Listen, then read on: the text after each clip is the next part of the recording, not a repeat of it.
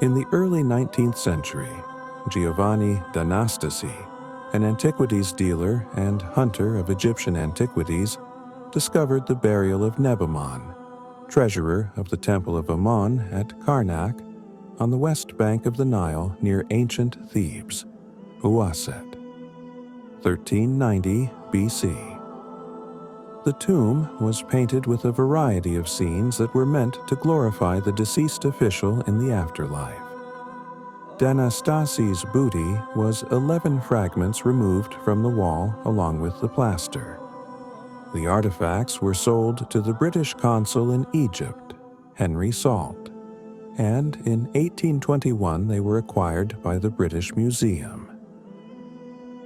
One of the fragments acquired by the museum is of the nobleman Nebanon hunting in a thicket of papyrus. Only the right half of the fresco has survived.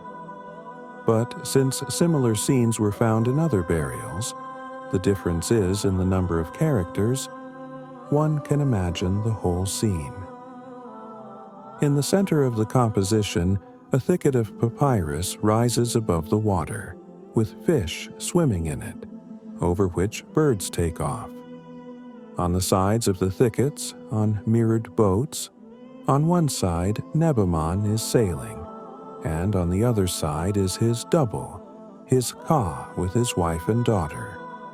Nebanon, depicted in the left, absent part of the composition, pierces a fish with a slingshot.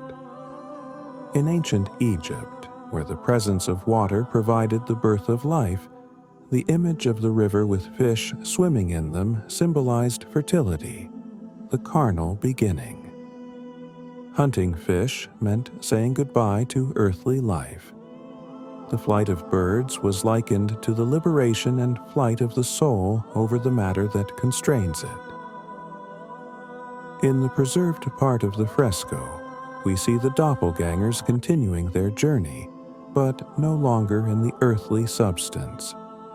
The daughter of the deceased sitting in the boat, an image of the beginning of the soul's maturation in the new world.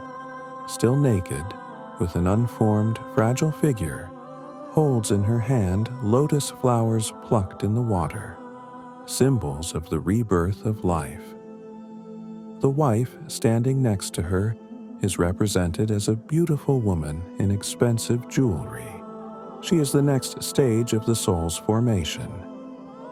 And finally, the mature soul of Nebanon appears before us in the image of a young man, striving to become an assistant to the solar god Horus in his struggle with Seth, the murderer of his father Osiris. Seth and his representatives, the birds destroying the established world harmony with their noise, in the view of the ancient Egyptians embodied the forces of chaos, and hunting them was considered the main activity in the posthumous life, and in this struggle the deceased were helped by the god Horus himself, represented in one of his hypostases in the guise of the sun cat.